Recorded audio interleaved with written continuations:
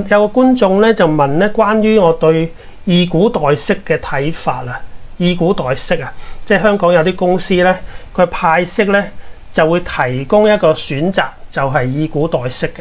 咁大家知道啦，好多年前咧，咁我最中意就匯豐啦。咁其實以前匯豐咧都係有以股代息嘅。不過咧，因為匯豐個股東咧就好分散嘅，佢就冇單一個控股股東嘅，咁所以選擇以股代息嘅股東咧，其實就唔係好多嘅嚇。譬如你一啲退休基金啊，咁如果佢揸住匯豐咧，咁我相信佢都希望係收現金股息啦。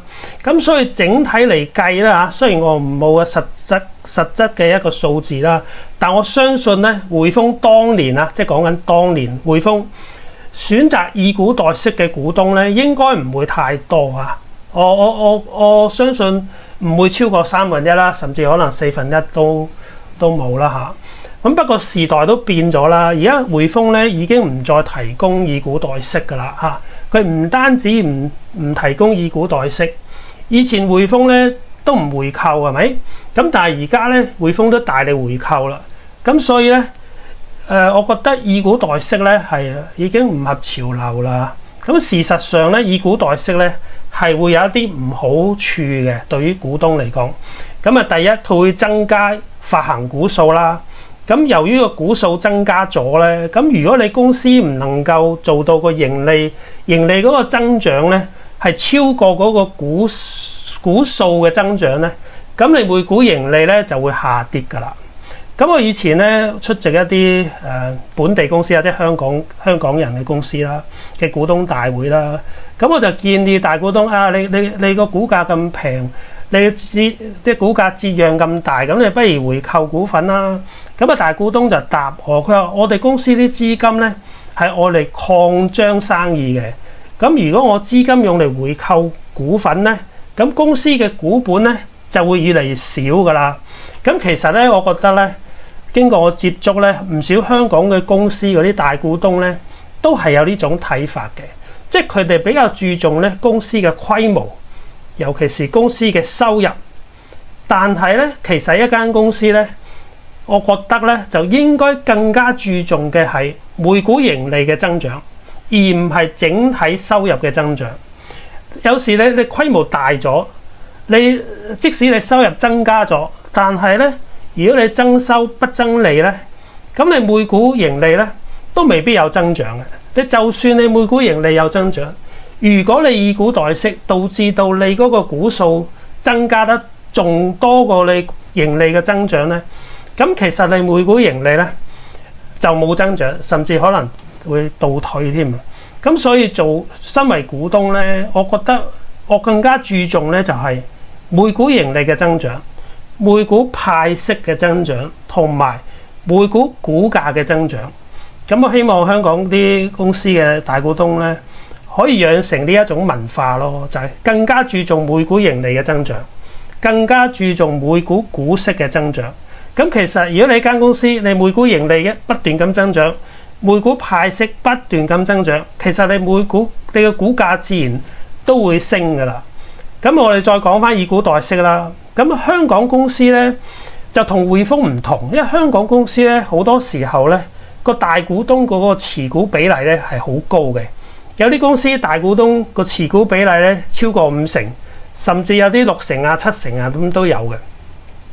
咁我曾經對一間即係本地公司嘅管理層講啦，我話你派息咧有以股代息咧，咁表面上咧小股東係有得選擇嘅，你係可以揀啊，咁我咪要現金咯，係咪？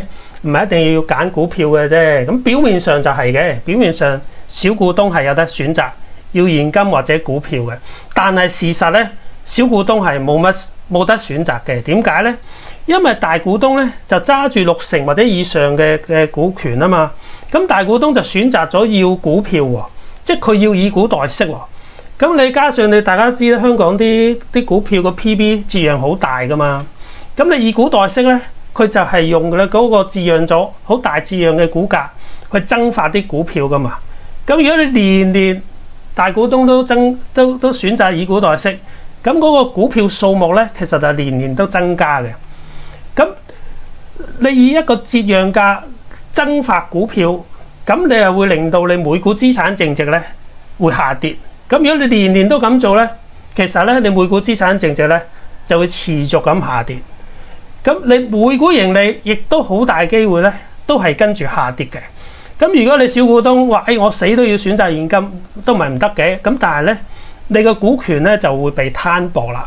咁如果你唔想股權被攤薄咧，咁你就焗住揀以股代息啦。咁所以其實變相係冇乜選擇嘅。所以我個人咧就唔係好支持呢一個以股代息嘅。咁我覺得如果你大股東想增持自己公司股份，咁你咪攞現金跟住係去市場度買咯嚇。咁呢個咧就係回應觀眾話問我對以股代息點樣睇啦。以一個大股東嘅立場去睇咧，因為大股東想增持咯。咁以股代息增持有咩好處咧？就係咧佢唔使煩啊嘛。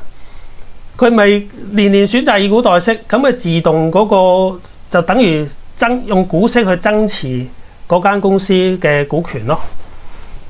呢個係我代入大股東個角度去諗啦嚇，因為事實上有啲公司咧，佢都唔即係佢唔缺錢嘅，佢唔係因為要錢需要資金而提供一個以股代息嘅選擇。我覺得即係當然呢個只係我個人嘅睇法啦。事實係點？咁你可以問翻大股東啦。咁但係我個推算咧就係大股東因為佢自己想增持咯，咁所以佢提供一個選擇，咁佢就會揀佢應該係揀以股代息啦，係咪？即係呢個係我嘅睇法啦。咁當然每間公司未必一樣嘅。咁但係如果你嘅情況係間公司根本唔等錢使嘅，咁點解佢要提供呢個選擇咧？